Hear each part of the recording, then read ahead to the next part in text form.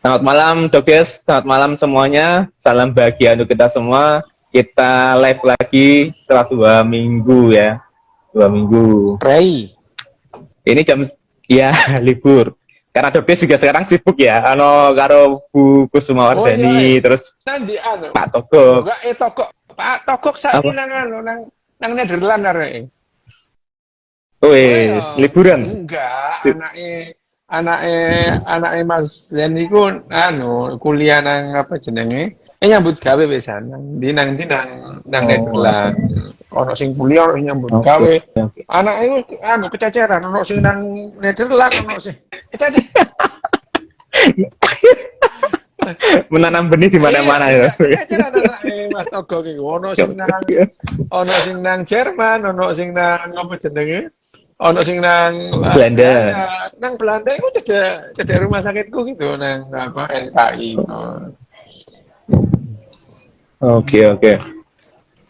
Ya dok, ini membahas nerusin yang kemarin lambung. Mm. Dari pertama dok, ada nggak sih penyakit lambung yang diturunkan dari Loh, orang tua? oh ya ada. Wih, gini loh ya yang menurun. Kalau Ya, kecenderungan sakit lambung menurun itu ya ada diturunkan dari orang tua. Tapi ada penyakit-penyakit lambung yang bawaan sejak lahir gitu ya. Ono itu. Misalnya ada akalasia itu ya, ada yang antara lambung dan esofagusnya nggak nyambung. Itu ono itu. Lu ono. Jadi nggak nyambung gitu ya, apa namanya? Esofagusnya itu kerongkongannya itu nggak nyambung sampai ke apa namanya ke lambungnya. Itu ada gitu. Tuh, nah, misalnya kecenderungan itu menurun, Wim, kecenderungan misalnya orang sering kalah bilang itu ya, misalnya muntah darah gitu ya, muntah darah, ya, muntah darah. Jadi kalau misalkan yang perdarahannya itu langsung gitu ya, kalau muntah itu yo gak merah kayak darah segar gitu, tapi hitam, hitam gitu, karena sudah kena asam hematin namanya ya. Asam hematin itu membuat darah darah jadi hitam gitu. Jadi kalau orang itu muntah darah itu warnanya hitam. Kalau berak darah, kok berak darah itu merah ya, merah. Kalau berak darah itu merah gitu ya. Kalau muntah darah itu hitam. Dan kalau kemudian uh, pup itu warnanya hitam gitu ya. Pup itu warnanya hitam itu. Kalau pup warnanya hitam berarti perdarahannya itu di atas yang kemarin kita bilang ya, ada yang namanya foregut, midgut, sama hindgut. Kalau foregut itu mulai dari esofagus, lambung, usus 12 jari ya. Itu kalau perdarahan di situ warnanya hitam ya. Ada yang namanya ligamentum thread kemarin ya, ligamentum thread itu batasan antara usus 12 jari ya, duodenum sama yeyunum itu.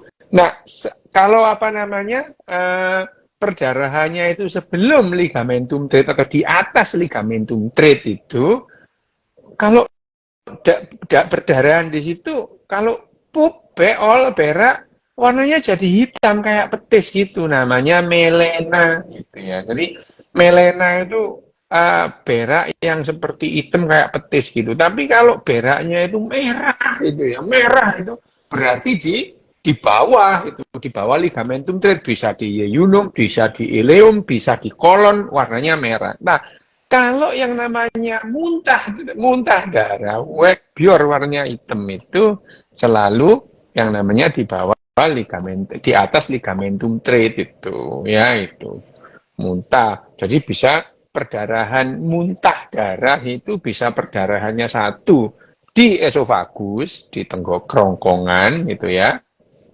bisa di lambung, bisa di duodenum tadi gitu ya. Nah, itu yang namanya muntah darah. Jadi muntah darah tidak hanya tidak hanya perdarahan di lambung, perdarahan di esofagus dan perdarahan di mana? Di duodenum itu bisa muntah darah gitu ya.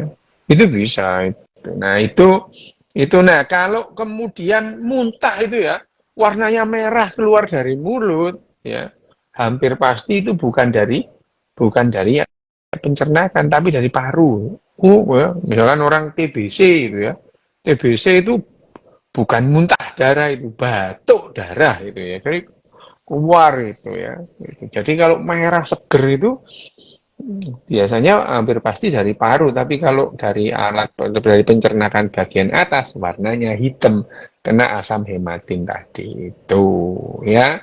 Jadi kalau apakah penyakit lambung itu bisa diturunkan dari orang tuanya? Kecenderungannya iya gitu ya.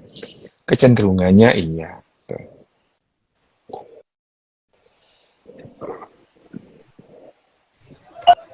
Apa ada spesifiknya, Dok, Apa yang penyakit-penyakit spesifik yang diturunkan? Spesifik penyakit-penyakit lambung yang diturunkan. penyakit lambung yang diturunkan biasanya itu ya bawaan sejak kecil ya tadi misalnya ya apa namanya pilorusnya itu nggak bisa buka itu pilorusnya nggak bisa buka itu jadi ya akhirnya nggak bisa masuk ke apa namanya tidak masuk ke duodenum makanannya gitu ya ada terus kemudian sfinkternya buka jadi dia muntah terus itu ya jadi kan orang itu menelan di lambung itu nggak gampang keluar lagi itu karena ada sphincter di situ gitu ya. Makanya kalau ada orang kemarin tuh gambar itu ya, kalau miring kanan itu nanti itu apa namanya udaranya masuk lah lah perasamu. Iku sing jenenge apa yang namanya makanan itu kayak bejana berhubungan ono mana sing ngomong iku. Kalau makan, kalau minum itu harus sambil duduk gitu ya. Kalau sambil berdiri itu langsung masuk ke kantung kencing loh ya apa sih gitu ya. Air itu mah air itu air itu nyampe ginjal itu melewat diserap dulu di usus terus kemudian masuk pembuluh darah masuk ginjal baru masuk kantung kencing nggak lantas terus kau mak gelek ini terus masuk kantung kencing gitu ya. Itu tapi nih orang itu seneng kalau dikasih tahu yang gitu-gitu pokoknya itu ya orang itu lebih gampang dibohongi ketimbang dikasih tahu kalau dia sedang dibohongi itu loh jengkelin terus kalau kandani ngotot itu biasa gitu ya. Ya, itu ciri-ciri orang geblek itu gitu. Nggak tahu salah kalau dikandani ngotot. Itu ciri-ciri orang geblek gitu. Gitu ya, Wim. Jadi khasnya ya tergantung letaknya di mana gitu. Ada yang namanya atresia duodeni, ada atresia pylori, ada atresia apa namanya lambungnya tidak terbentuk, ada itu. Itu kesalahan pada saat masa janin gitu. Nah, ini Dok, biasa yang lagi dialami banyak orang sekarang tuh, stres dan lambung. Oh, stres dan lambung. Itu stres berat. Ya. Stres berat tuh bisa Ya, mengakibatkan lambung. ya hubungannya itu tidak langsung, Win, gitu ya. Tapi kalau orang stres gitu ya, apa meningkatkan produksi asam lambung. Tapi gitu ya, tapi yang namanya apa namanya Hirschsprung disease itu yang disebut itu tadi. Hirschsprung disease itu ada ada bagian apa namanya ada bagian yang tidak terbentuk jadi itu terus gede gitu mengembang gitu. Nah, kalau yang kamu tanyakan tadi apa Wim yang buat takon nih? Stres dan penyakit lambung. Lambung dan stres. Bisa nggak stres? Stres itu kan ya tidak langsung ya, bukan kalau stres harus pakai lambung. Gini loh ya, kan kita pernah bahas orang kalau cemas itu ya. Cemas itu apa sih gitu? Cemas itu aliran ke organ-organ pencernaan dikurangi. Kenapa? Masuk ke otot semua gitu supaya apa binatang itu siap lari, siap bertempur gitu.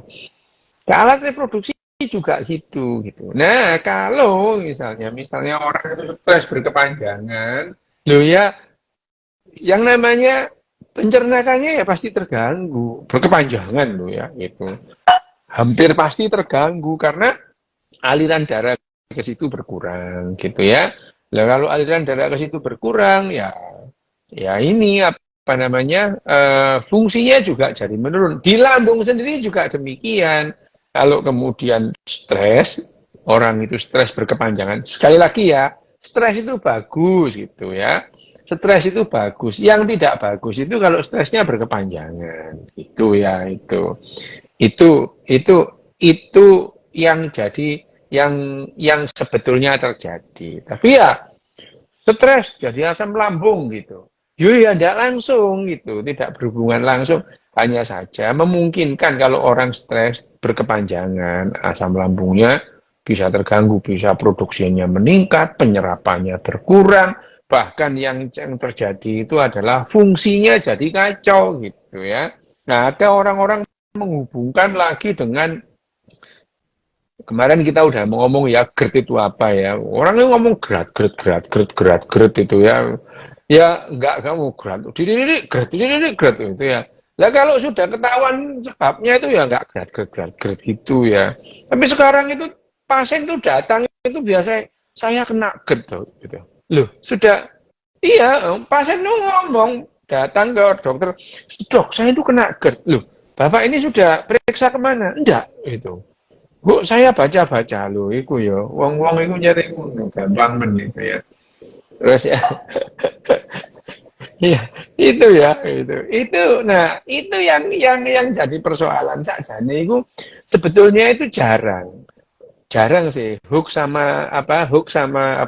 Sama mitos. Yang banyak itu sekarang itu enggak hook sama orang keminter itu yang banyak itu ya. Ya, ya, mitos sama hoax itu nggak banyak, tapi keminter tuh hampir semua orang itu. Wah, orang itu ya ahli pernapasannya ngomong soal kesehatan, ngomong biologi molekuler, lu kok ngerti-ngerti yo gitu. Nah, cuman dia itu belajar napas, tarik napas, tiup napas gitu ya. Orang stres disuruh narik napas. Orang sedih itu suruh tarik nafas. Lu orang sedih itu jangan suruh tarik nafas aja, tarik tunai loh, terus ajaan belanja. Lo gitu. Itu nanti stresnya berkurang gitu. Itu ya. Orang sedih loh, suruh tarik nafas. Tahan nafas, lepas nafas. Orang sedih itu aja tarik tunai terus ajak makan, ajak kemana-mana jalan. Biasanya sedihnya berkurang gitu. Ya, lanjut dok. Ini banyak mitos-mitos nih. Pertama nih. Dok, apa istilah kuras Loh lambung? ya, gini nih loh ya, kuras lambung. Ini iki loh ya, kuras lambung. Lah perasaanmu lambung itu kayak jeding ngono ya dikuras itu cak dikosei ngono ya. Loh, delok entar lah ngono ya. Ini iki loh kuras lambung.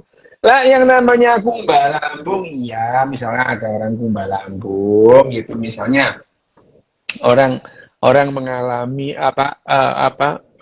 keracunan gitu ya.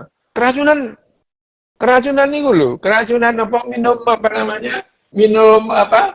Minum minum alkohol apa? Minum baygon gitu itu. Dikumbah lambungnya gitu ya. Itu dikumbah, lambungnya dikumbah, dikuras itu, tapi yo itu kuras lambung gitu. Lah perasaan ini koyo jeding ngono dikuras rek lambung ngawur gitu. Kayak fiksal. Kumbah lambung ya misalnya ada teknik kumbah lambung untuk mencari misalkan ya itu lambungnya itu dikeluarkan lah perasaanmu lambung sedot WC ya gak rek ya itu klek kumbah lambung itu apa namanya itu lambungnya itu dikeluarkan misalkan orang itu apa namanya mencari mencari kuman bakteri tahan asam atau kuman TBC ya Wim, TBC. TBC itu dicari dari mana? Dari dahak gitu. Kwek, cuh gitu ya. Itu orang dulu gitu. Cari misalkan mencari apa namanya kuman tahan asam. Jadi kalau TBC itu kalau ditemukan kuman tahan asam di di dahaknya. Nah, ini diagnosa pasti gitu. Diagnosa pasti bahwa dia TBC. Jadi foto itu ya, foto ronsen itu belum memastikan dia TBC meskipun gambarannya khas. Tapi diagnosa pastinya kalau sudah ditemukan batang atau bakteri tahan asam. Nah, kalau kemudian dari dahaknya nggak ketemu, yang dilakukan ya tadi kumbah lambung gitu ya. Kumbah lambung itu dimasukkan nasogastrik tube itu, nasal selang itu masuk gitu, terus kemudian disedot. Tapi yo kuras yo gak dikok kayak nguras nguras umur ngono rek iki anten iki asli koyo nguras jeding. Lek frasa aku biyen jeding iku dikuras seminggu ping pindho cek gak ono uget-ugete ya. Ngono. Lah iki kok kuras lambung itu lho maksudnya gaya apa? Aku takon iku mau. Iku kuras lambung itu dikuras gaya apa maksudnya? Apa kumbal lambung iku maksudnya? Nek kumbal lambung ya memang untuk biasanya salah satunya untuk mencari bakteri tahan asam. Tapi kalau apalagi kumbal lambung ya tadi, misalnya orang minum baygon gitu ya, minum itu dipasang gitu ya, dipasang nasogastrik itu terus kemudian di air disedot lagi supaya kalau masih ada apa namanya apa baygonnya itu di dalam lambung terencerkan gitu. Tapi yo gak dikoseki lho yo, lah perasamu ngosek koyo ngosek jeding ngono arek-arek iki wis gak jelas iki. Pertanyaane ngawur iki. Garai wong kudu murang-muring.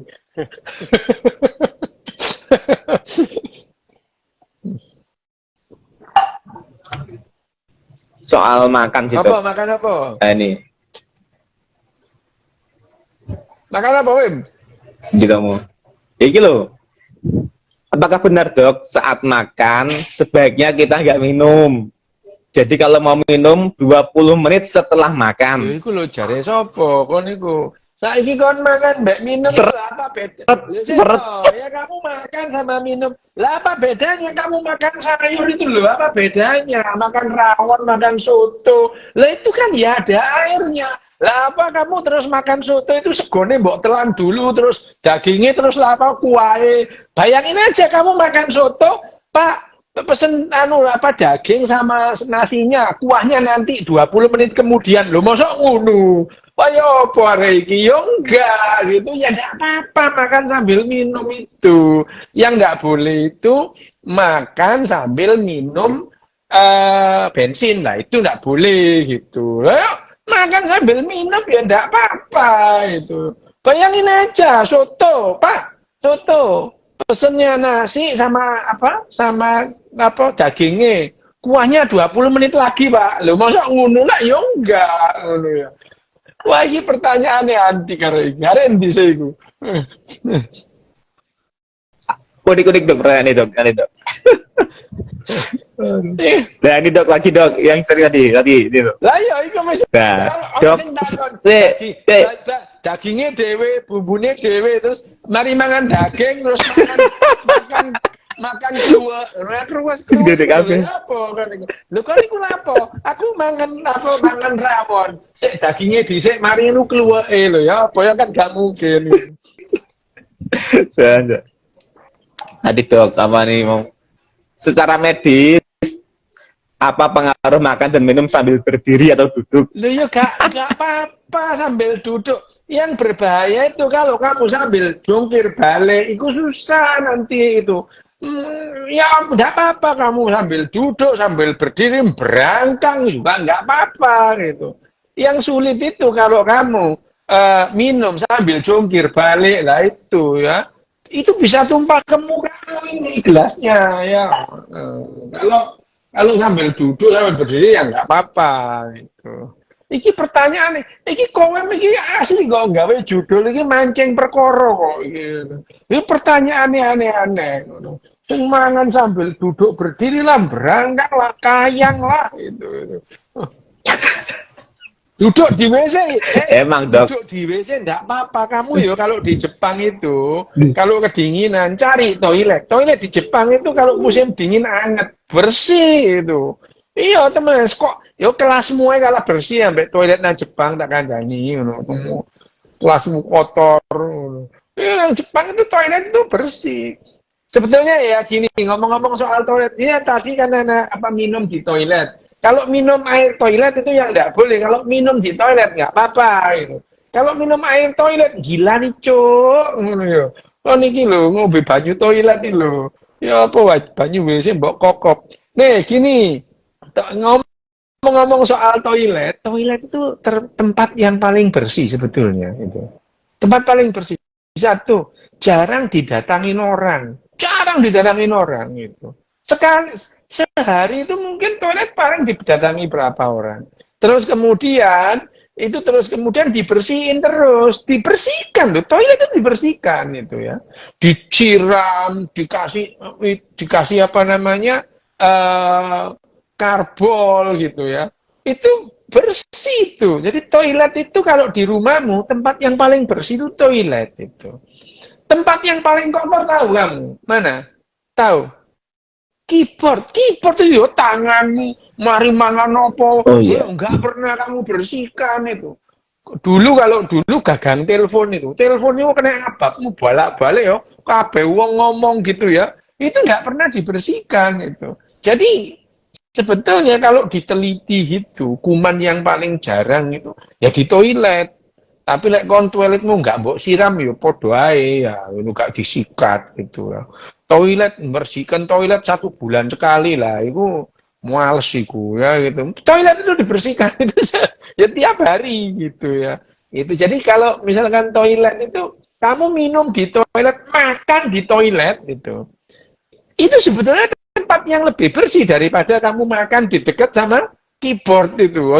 Kau makan, makananmu kamu taruh di atas keyboard itu. Keyboard apa, laptop, atau komputer, ya itu kotor itu. Nggak pernah dibersihkan itu ya. Itu tangannya sopo, buah besok lagi itu ya. Jadi toilet itu sebetulnya tempat yang bersih gitu ya. Tapi ya jok diombe ku banyune ya gilani cuk kon. Loh, kalau soal air toilet di Jepang yang siramnya kan ada siraman air Air hangat, hangat. katanya buat nyeduh Indomie katanya itu. Gila nih kok mikir kan bayangin. Ya iya, sajane ya isa sewen iku. Soale banyune panas itu. Dadi kon nggawa pop mie ku ya, bukaan sret, nggo nang toilet dekene nang WC ya gila nih kowe gaplek ya arek iki. Guyonan itu guyonan Iya, lawas. guyonan lawas. Memang di Jepang itu ya bisa mau disemprot pakai air panas, air dingin gitu bisa. Semburannya kenceng, semburannya biasa itu ada gitu. Loh, iya. Lah perasamu anu tok Asimitsu tok asing sedotannya kuat, semburannya kenceng. Toilet di sini itu juga gitu.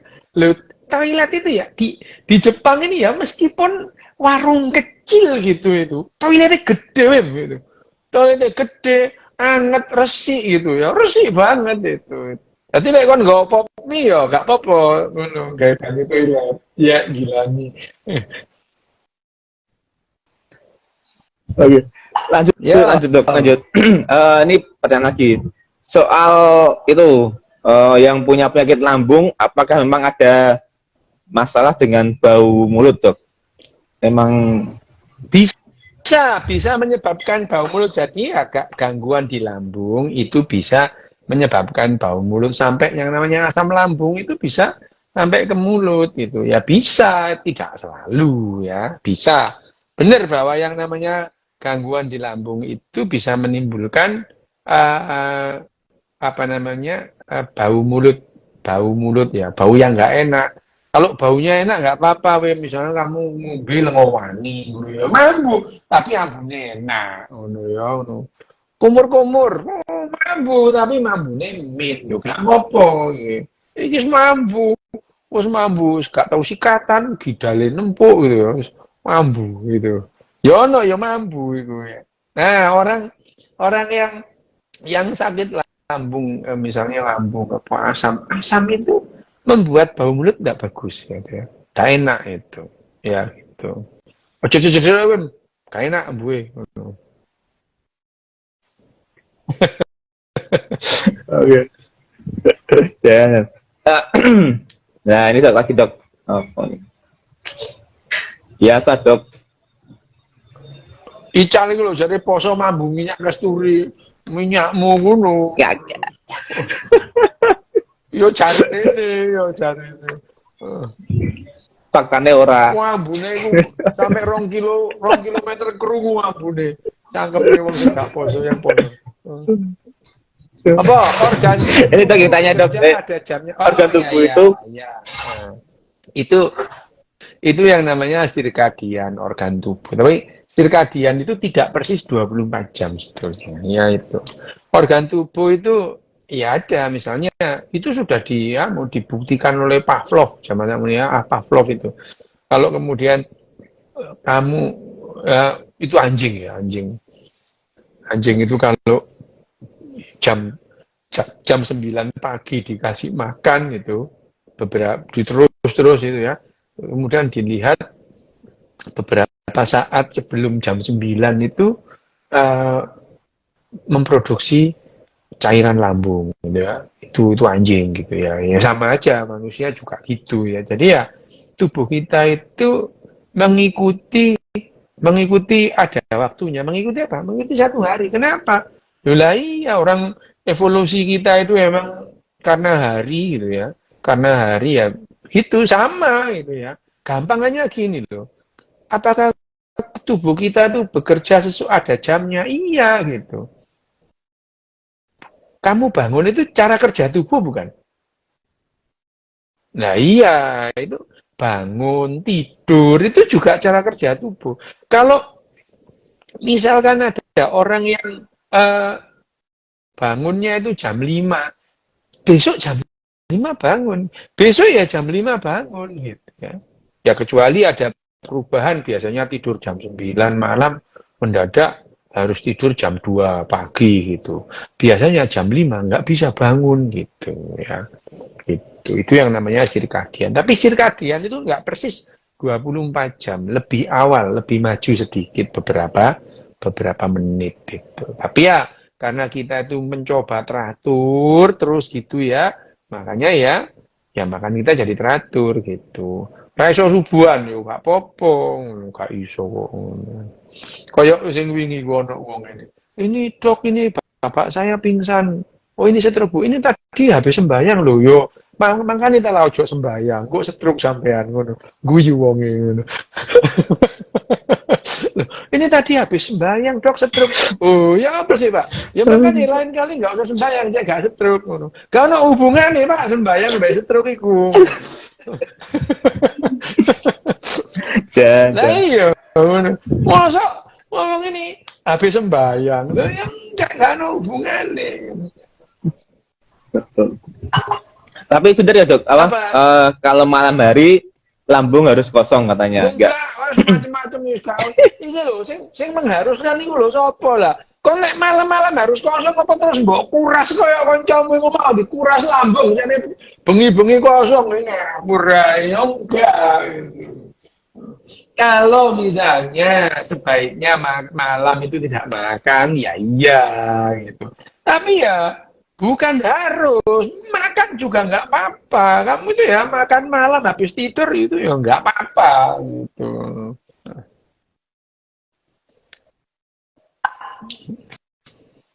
Oleh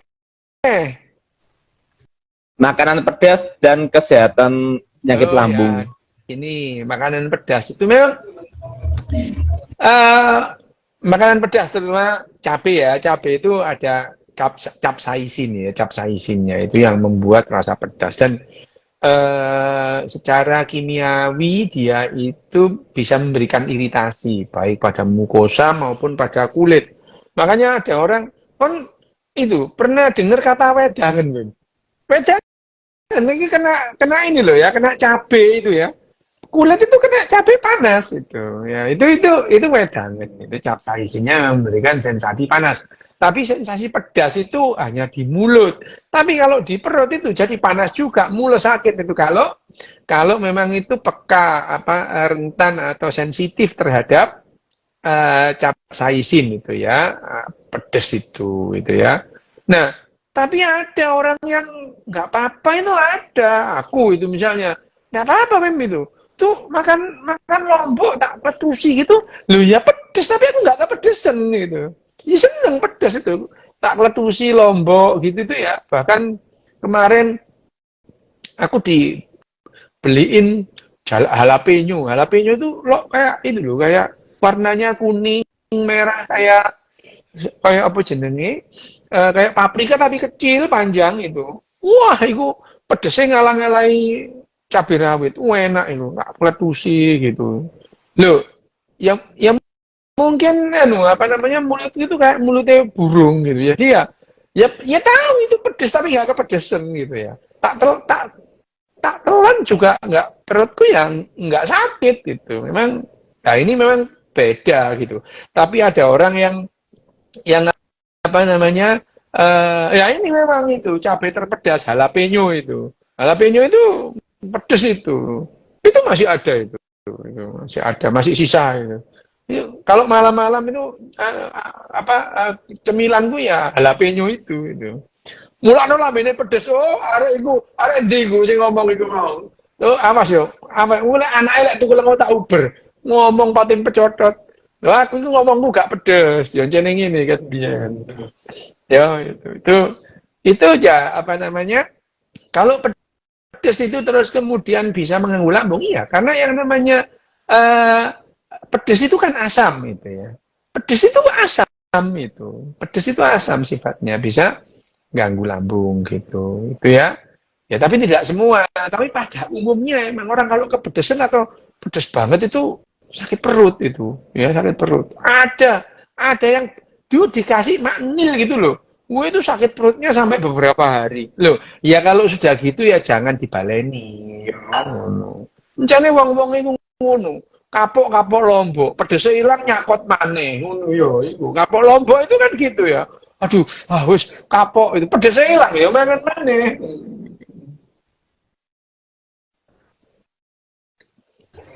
Lanjut lagi dok. Kemarin sih apa? ditambahi toh, Yo, dijoki sih kangen. Mariki. Oke. Apa? Puasa dok, puasa. Apakah puasa baik untuk lambung? Oh, kalau pertanyaannya apakah baik untuk lambung lah, puasanya itu apa dhisik gitu. Puasa itu yang gimana yang bagus itu. Kalau puasa kita itu ngikuti cara puasa nenek moyang kita, memburu pengumpul, ya itu sehat karena memang tubuh kita itu selama ratusan ribu tahun, hampir 200 ribu tahun lebih, cara makannya itu sama itu. Puasa, iya, kalau malam itu. Jadi matahari terbenam itu nenek moyang kita itu enggak makan gitu ya. Itu yang namanya ya sekarang disebut apa? Intermittent fasting gitu. Jadi itu ya bukan intermittent itu. Itu ya memang gitu. Orang dulu itu makannya ya nenek moyang kita itu ya malam ya nggak makan tidur itu. Puasa pati geni. Iku aku biar puasa pati geni. Seminggu dikongkon pati geni deh. Wah aku seminggu itu 7 hari pati geni. Sing terakhir gak oleh turu belas ya. Telung dino mendelik apa gak bayangno kon. Orang nggak makan sudah hipoglikemi terus nggak boleh tidur. Apa nggak tambah yang namanya halusinasi itu ya. Ngono jare ketemu malaikat dengkulmu iku ya. Wong halusinasi kok jare. Ya itu poso ngrawat, kalau poso ngrawat sih nggak apa-apa. Itu masih bisa makan banyak. Sing repot itu puasa pati geni, moteh, wah iku lemes iku. Bayangin aja sudah hipoglikemi, nggak boleh tidur itu. Apa nggak? Terus kamu halusinasi. Ngono, halusinasi jarene ndelok malaikat. Malaikat dengkul ngono halusinasi gaplek. Lah iya, tapi ya memang ada orang yang nggak bakat. Ada loh, temanku itu kan. Udah apa namanya disuruh puasa 3 hari. Habis gitu melek terakhir tuh. Yo gak ndelok apa-apa dek iku. Semaput iyo padahal iku semaput dek. Wah itu memang iya kok. Memang udahlah. Wah itu ritual gitu itu aduh itu ya. Itu namanya puasa. Nah, puasa fast ya, artinya nggak makan sama sekali itu ya. Kalau bayangin aja kalau misalkan mulai matahari tenggelam sampai matahari terbit itu puasa, nggak makan, berarti dia 12 jam loh itu ya, nggak makan itu, nggak makan itu yang dilakukan nenek moyang kita, yaitu mungkin Kamu itu disuruh ngikuti nenek moyang ya, disuruh ngikuti umat yang terdahulu loh. Ngono ya suanu nih cari ini ya. Umat terdahulu. Lah umat terdahulu itu ya pemburu pengumpul itu. Jadi pasane ya bengi ngono ya. Tuh, muni nek ngono itu. Tapi kewali dok, diwali Ya oh. iya kan ya puasa kaya mbah-mbahmu biyen gitu ya. Oke, oke. Aja nyandak-nyandak itu Bisa, ono sing ngamuk. bisa. Akeh soalnya nggak mau. Ayo mau. Wah, Eh, kau BTS Army diamuk saiki. Mantap kan terus Amin. Wis Amin. urung murah, Loh, kalau niku ya apa? urung murah aku. Kamu enggak tahu ini, BTS Army diamuk. Jadi saiki itu apa namanya? Army Korea diajar sama Army Padang Pasir, Wapok ngono. Ya, oke. Ini dok, lanjut pertanyaan Apa? lagi. Oh, mau gimana Lampung? Nanti mau sih ada. Penyebab susah kurus atau susah gemuk? Hah? Oh, susah kurus sama susah gemuk. Cek lah, inilah pokok susah. Wah, susah-susah darek kon niku. Kan seneng-seneng gitu loh. Kamu ngapain kurus susah, gemuk susah. Terus maksudmu apa gitu? Maksudnya sulit apa namanya? Sulit. Ada orang-orang tertentu itu yang nggak bisa gemuk itu ada tuh udah makan banyak itu nggak bisa gendut itu ya itu nggak bisa gendut itu. Tapi ada orang yang nggak bisa kurus, tak jane yo mangane akeh ae ku itu ya. Orang kalau gendut nggak mungkin. Saya ini makannya sedikit loh dok ala belpret, nggak mungkin. Oh, sedikit apa? Makan cuma dua sendok, iya sendok pasir, yo sekop jenenge. Oh, apa? Lu banyak loh memang orang. Saya ini makannya sedikit Pak Dokter gitu. Apa? Berapa? 3 sendok, iya sendok pasir, yo pasti akeh gitu. Ya yang namanya kalau kepingin kurus itu ya mengurangi yang namanya asupan kalori ya nggak mungkin lah ya itu. Lah makannya sehari banyak ya nggak mungkin. Sebenarnya itu bukan susah kurus ya mangan ya keh gitu. Cuman kalau yang ada orang yang apa namanya ada orang yang sulit gendut itu ada. Udah makan itu ya. Makan banyak, udahlah, tapi nggak gemuk-gemuk itu ya, tambah bungkring gitu ya, biasanya yang gitu tuh ada perbedaan metabolisme gitu ya itu. Ada orang yang makan banyak itu. Ya, tapi kalau yang gendut itu terus kemudian makan saya cuma sedikit, nggak mungkin, kamu mau makan sedikit ya kuru kamu itu. Awake lemu gimblah-gimblau gitu ya. Oke dok. Lanjut. Dimulai ya.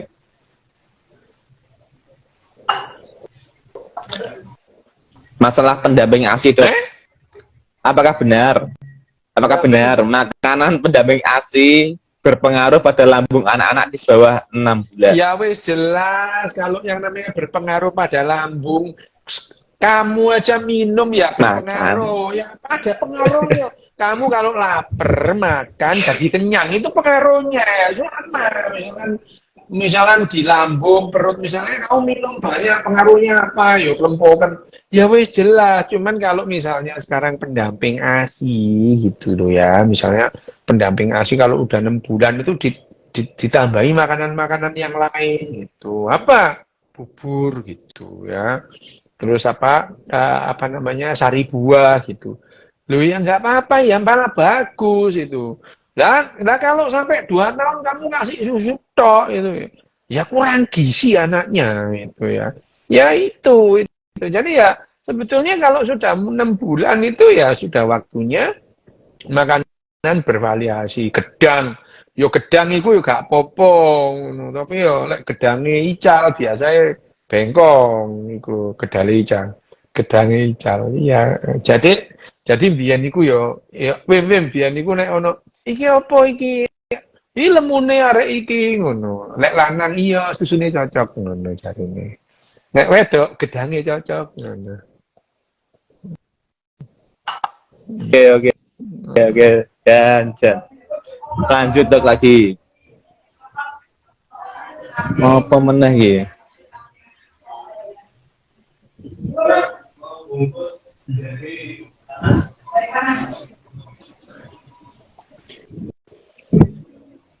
Di simola ya. Apa wim? Gedang susu, iki wong-wong kok ya lek wis ngono ya langsung nyaute pinter arek-arek iki. Lanjut. Arek-arek Iya dok, lek lanjut. wis ngono wis langsung wis andus wis ngono. Ya dok, Apa? kan ada donor ginjal, Kenapa? donor ginjal dan lain-lain. Apakah lambung bisa didonorkan dok? Loh ya bisa Lambung itu. Ya bisa, tapi gini loh ya, misalnya gini. Kalau ginjal itu kan eh, efeknya itu langsung gitu ya. Kalau misalnya orang itu misalnya ginjalnya itu mengalami gangguan gitu ya, mengalami gangguan, terus kemudian ya langsung yang namanya darahnya itu keracunan gitu ya. Darahnya itu ginjal itu kan mengusir racun gitu ya, memfiltrasi dari racun. Tapi kalau kemudian orang nggak punya lambung, memungkinkan orang tetap hidup? Masih mungkin gitu. Mungkin memang orang nggak punya lambung itu makanannya itu langsung masuk ke usus halus itu ada gitu.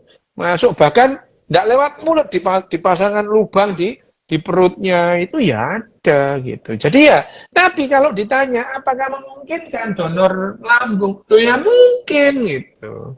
Cuman karena tidak berbahaya kalau orang itu nggak punya ginjal, ya orang yang nggak punya lambung, misalnya kanker lambung, gitu, lambungnya dipotong gitu ya. Makanannya itu langsung ke usus halus. Ya masih bisa hidup orang itu gitu. Ya, tapi kalau orang tanpa ginjal, ya ya cuci darah terus tiap hari gitu ya. Cuci darah terus tiap hari lah. Mosok kemana-mana bawa alat cuci darah. Tapi nanti ada lah itu ya alat cuci darah yang kecil gitu langsung bisa ya digowo ditenteng-tenteng koyo ini koyo apa jenenge koyo airpod gini ya nanti tapi sekarang ya alat cuci darah yang masih masih besar gitu ya jadi ya donor lambung itu ya boleh itu ya ya bisa lebih lebih gampang masalahnya sebetulnya itu daripada ginjal itu ruwet gitu ya masang ginjalnya terus kemudian nyambung ureternya, terus kemudian pembuluh darahnya disambung gitu ya. Jadi yang namanya transplantasi ginjal itu tidak gampang. Makanya ada orang jual beli ginjal. Lah perasaanmu ginjalku gampang apa jupuke gitu ya. Terus ditenteng-tenteng nang termos es ngono ta ngawur ya. Itu agak aneh itu yang jual beli ginjal. Lah perasaanmu ginjal itu diiris terus digawa nang luar negeri di apa dilebokno styrofoam gitu masih hidup apa ya ndak gitu.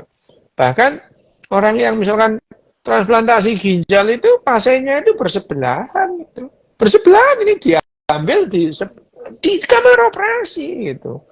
Ya, bayangin aja ngambil ginjal kamu kira gampang apa? Susah gitu.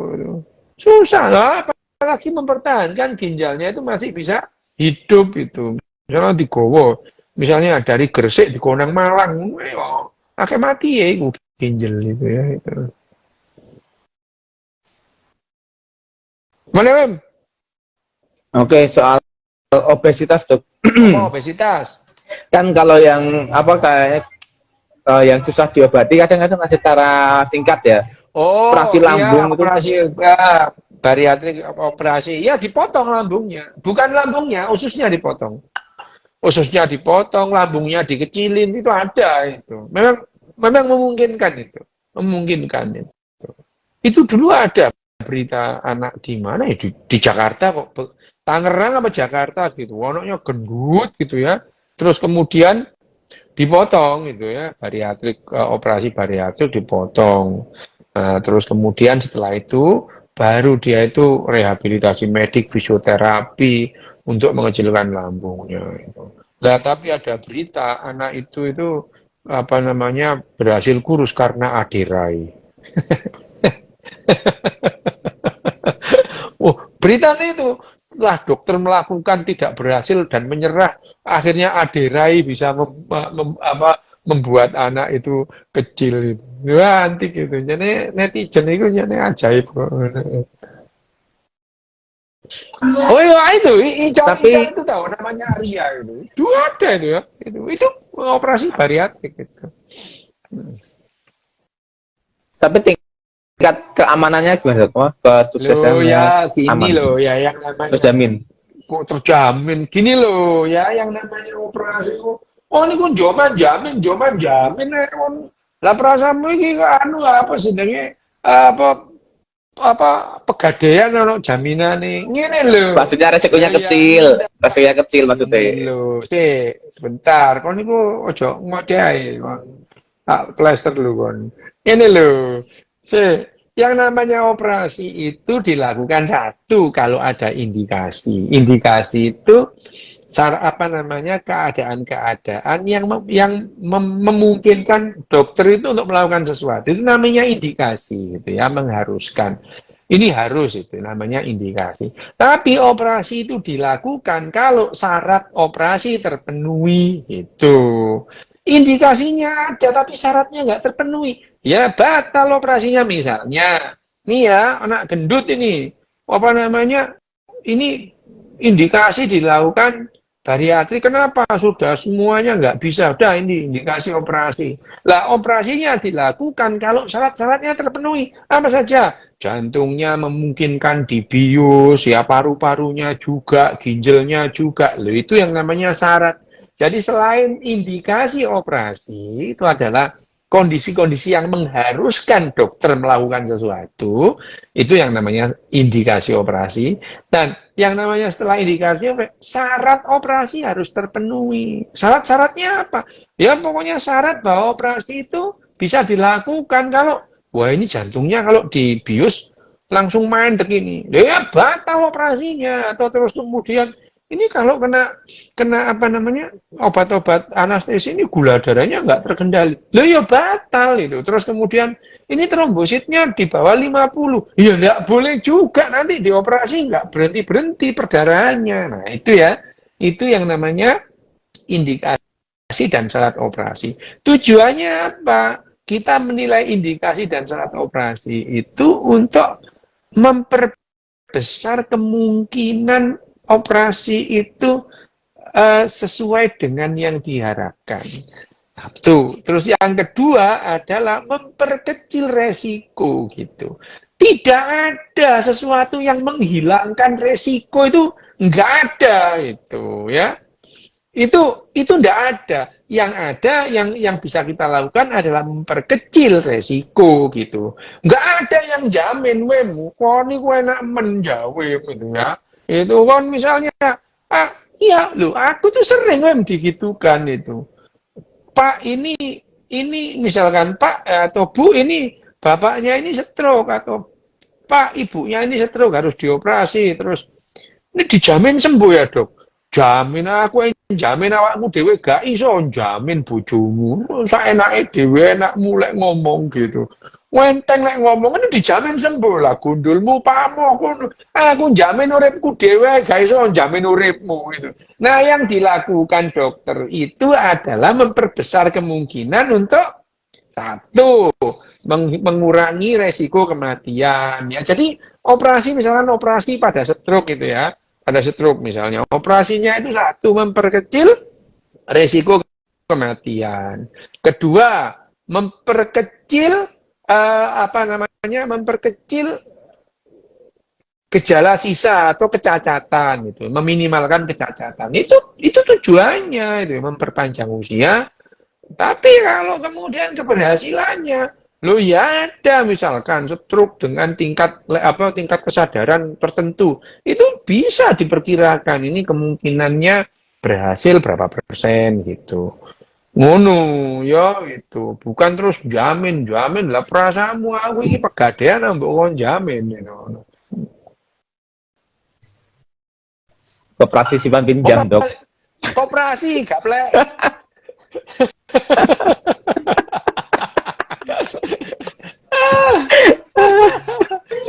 Oke.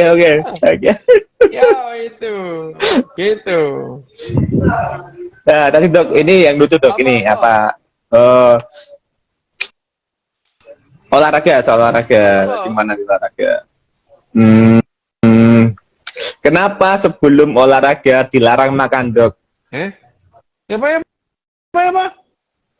Kenapa sebelum olahraga dilarang makan? Maksudnya sebelum olahraga itu habis makan terus olahraga gitu.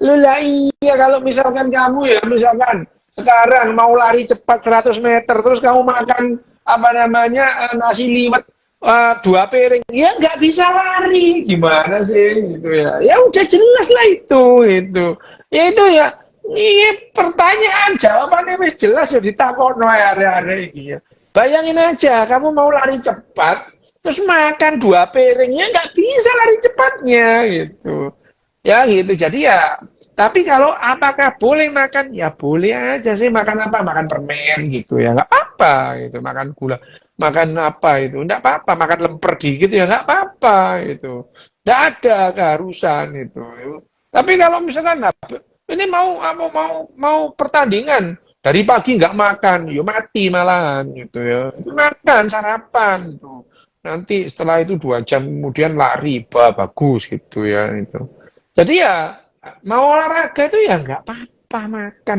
itu.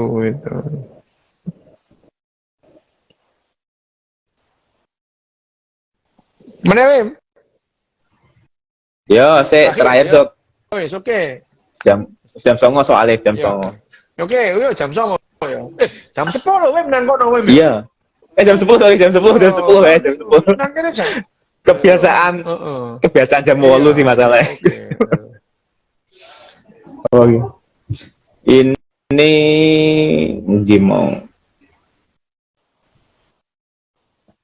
Nah, ini Dok, kenapa sebelum minum obat-obatan tertentu, misal painkiller, ada yang harus dimakan duluan? Ya enggak. Harus makan Enggak duluan. ada, enggak apa-apa Kak.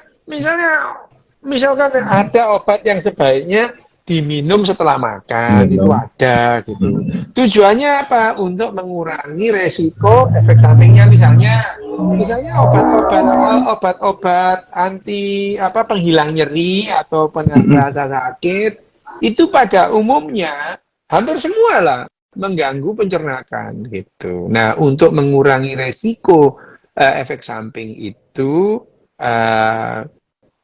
sebaiknya tidak diminum pada saat lambung kosong. Ya, gitu itu ya tapi tidak harus, nggak apa-apa gitu ya, nggak apa-apa. Tapi ya hampir semua yang namanya obat-obat anti radang itu ganggu lambung gitu ya.